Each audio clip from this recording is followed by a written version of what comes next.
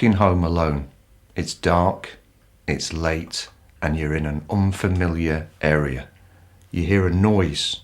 Was it voices, or was it just the wind whistling between the dark, shadowy buildings? You listen again. The noise is coming your way. You start to feel the tension building up in your body. Your pulse quickens. Your breath changes. It's working hard now, sucking in oxygen in short, shallow, sharp breaths. Your heart rate goes up. You need to pump that oxygen around your body. You become laser focused. Your vision narrows to the very point you think the noise is coming from. Nothing else matters to you right now. Then bang, clatter. A huge surge of adrenaline shoots into your hands and your feet. You're ready for action. You're ready to fight what's coming your way, or you're ready to flee to safety. Now, luckily, the noise was just a cat exploring the rubbish bins looking for food. You were not in danger at all, but you were ready for what was coming, good or bad. What you just witnessed there is your fight or flight response, your threat response. The threat response is our automatic reaction to danger or perceived threat. If there's one thing we'd all benefit from in terms of understanding our brain, it's the threat response. Our brains are continually scanning our environment for danger. When we're walking down the street, our brains are on the lookout for anything that might harm us. It could be cars driving down the street, dodgy looking people that may be trying to take our wallets, or a missing manhole cover.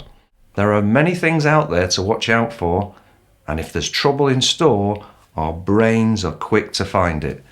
And thank goodness for that. It's how we stay alive. It's our survival response. It's automatic. It happens on its own with little or no thought. Now imagine a very different situation. You're in an important business meeting. You're pitching a key initiative to the board. Not only would this project be great for the company, but it'd be also great for your year-end performance review and could lead to you smashing your year-end bonus. You're halfway through the pitch when Barry from sales chips in with some criticism about your project. Barry seems to be always out to get you. You've put your heart and your soul into this presentation. It means everything to you. Barry's criticism can be easily enough to trigger the fight or flight response. But why so? The part of the brain that manages our threat response is called the amygdala, and it resides in the most ancient part of our brain, the emotional part of our brain, the limbic system. The problem with the amygdala and our threat detector is it's very low resolution and it's reactive. I like to refer to it as our bouncer. It's not very bright, but it's very effective at keeping trouble away. There's no deep thought going on here. It doesn't consider for a moment the context of the situation. Am I really under threat or not? Faster than thought, it reacts. And therein lies the problem. This approach is very good at getting us out of real danger, but it just isn't very good at seeing the difference between real and imaginary threat. It treats them both the same way. But there's a big problem for us, because when the fight or flight response kicks in, it leads to a cascade of thoughts, feelings, and emotions. These are very useful when we're existing as hunter-gatherers on the plains, where we're prey and predator, but not so helpful when we're in a modern-day business meeting with Barry. Our brains evolved for one environment not too long ago in our evolutionary history, but we now live in a very different situation, which causes us all sorts of unexpected issues.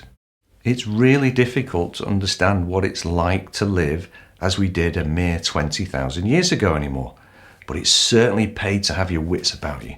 You needed to be constantly alert to potential danger. That's the circumstances that our modern brain evolved in. To get a feel of what it's like, there's a BBC TV documentary called The Incredible Human Journey. In the programme, Dr. Alice Roberts spends a night sleeping out in the open on the African savannah, alone, surrounded by lions, hyenas, and goodness knows what else. You can hear them all around making their groans and grunts in the dark. Dr. Alice described the night as the most frightening night of her life. The next night, Dr. Alice was probably tucked up in a nice warm bed in a 5-star hotel. But imagine doing what she did every night of your life. Your threat detection system would be honed to near perfection. Without doubt, the biggest issue I see as a coach and a therapist is that my clients are not aware of the threat response and as a result do not know how to manage it.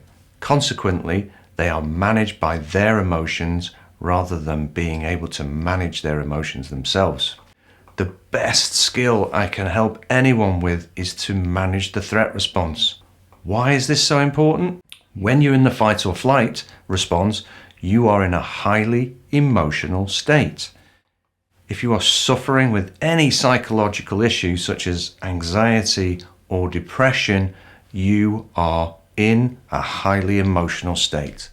The two elements of the fight or flight response are physical and mental. Let's look at the physical response.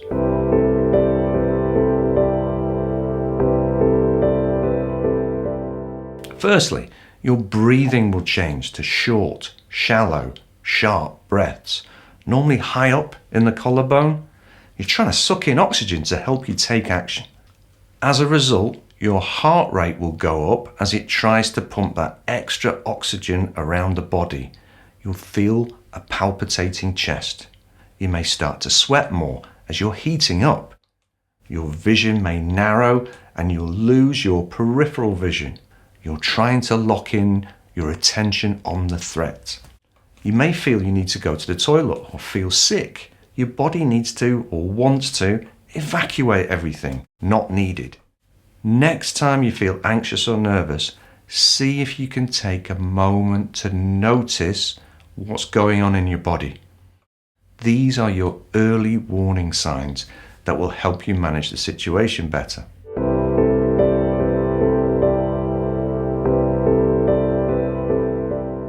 Now, cognitively or mentally, your thoughts will become simple and narrow. This is often referred to as black and white thinking. Our thoughts will become catastrophic. That is, worst case scenario. It's an attacker trying to get me, not a stray cat.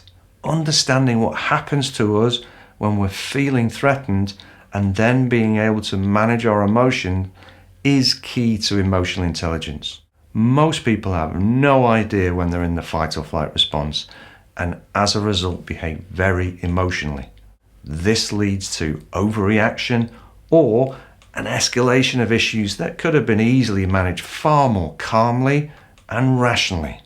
Learning how to manage our emotions when triggered is what will set you apart from others.